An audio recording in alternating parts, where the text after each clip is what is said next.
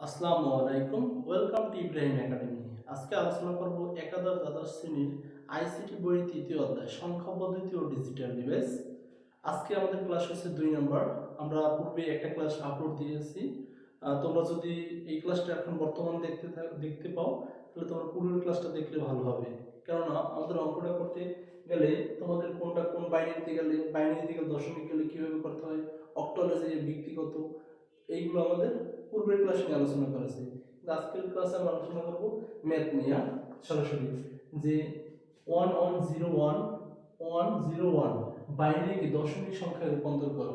বাইনারিকে দশমিক সংখ্যায় রূপান্তর করো, এটাকে এরকম লেখা যায় যে 1101.101 বাইনারিকে দশমিক সংখ্যায় রূপান্তর করো।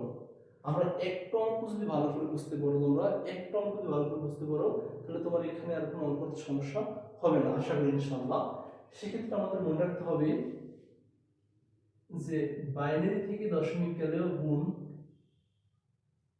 অক্টাল থেকে দশমিক গেলেও গুণ, হেক্সাডেসিমাল থেকে আমাদের দশমিকে গেল আমাদের কি হবে গুণ। সবটাই একই নিয়ম, সবটাই কি হবে একই নিয়ম। আমাদের দশমিক যে কোনো কিছু থেকে দশমিক গেলে আমাদের কি হবে গুণ হবে। একটা জিনিস কথা মনে রাখবা, দশমিক থেকে মানে অক্টাল থেকে বা বাইনারি থেকে বা হেক্সাডেসিমাল থেকে যে কোনো কিছু থেকে দশমিক গেলে তাহলে আমাদের কি হবে গুণ হবে। তাহলে অঙ্কটা আমরা দেখি, একটু প্র্যাকটিস করি।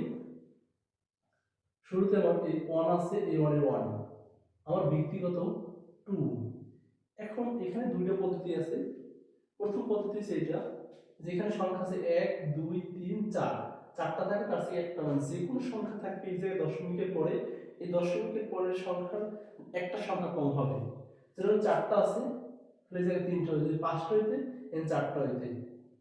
তারপর এই অনের 1 2 ব্যক্তির 2, তারপর 3 হইতে 2 কাল থাকে, মানে 3 হইতে 1 বিয়োগ 0, কারণ পর্যায়ক্রমে কমতে থাকবে 2, তারপর 0 2 2 এর পর যে 1, তারপর 1 2 এর পর কত 0।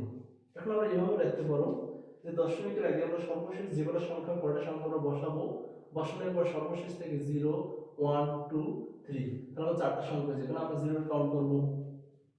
তারপরে 1 গুণ 2, দশমিকের পর মনে রাখবা, দশমিকের পর ইনভার্স আকারে বাড়বে, ইনভার্স 1 0 2 ইনভার্স 2, তারপরে সে কি 1 2 ইনভার্স কত 3।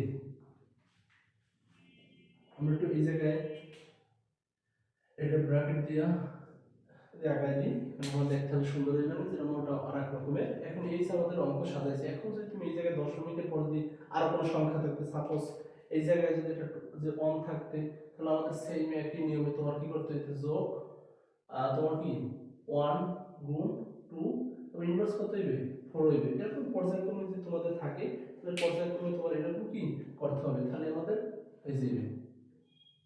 এখন আসলে আমাদের এই যে গুণ করতে হবে, 1 গুণ 2 উপরে যদি আমরা 3 বার গুণ করি, 2 2 2 তাহলে আমাদের কত হয় 8। 1 2 দ্বারা 2 গুণ করলে হয় কত 4।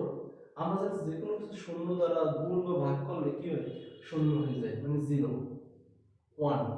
আর আমরা জানি যে যে কোনো ব্যক্তির উপরে যদি পাওয়ার উপর ব্যক্তি থাকে, তাহলে যদি পাওয়ার মান 0 থাকে, 243 এর পাওয়ার উপর 0 থাকে, তখন যে 1 হবে, তখন কি হবে এই জায়গায় তোমার এই 1 ই হবে, কি হবে 1 ই হবে। তো সেক্ষেত্রে 1 গুণ 1, এই জায়গায় আমাদের মনে রাখতে হবে যে দশমিকের পরের মান আমাদের ইনভার্স আকারে থাকবে, যে 1/2, 0 দ্বারা যে কোনো কিছু ভাগ বা গুণ করলে 0, তারপর যে 1 ইনভার্স 1 ডিভাইডেড 2/3।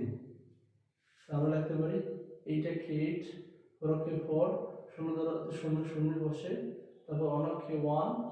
এখন আমরা যদি কেউ যদি তোমাদের ক্যালকুলেটর আছে, ক্যালকুলেটর দিয়ে তোমরা করতে পারো, কিভাবে করতে পারো যে 1/1 ভাগ 2, এটা যদি ভাগ করি তাহলে 0.5 আসে, 0.5 এর সাথে যদি 1 গুণ করলে তাহলে সরাসরি আমরা লিখতে পারি কি 0.5 শূন্য শূন্য, তারপর যে আবার সেম, যে এটার 1 ভাগ 2 এর পর 3 আছে, তাহলে আমরা লিখতে পারি কি 1 বাই, দ্যাটস মিন এভাবে লেখা যায় 1 ভাগ 8, একসাথে তুমি করে লিখতে চাই, একসাথে এভাবে লিখতে পারো। তো 1 ভাগে 8 যদি ভাগ করি, ভাগ করলে 1 দ্বারা গুণ করলে যে মানটা আসে, মানটা হচ্ছে 0.25,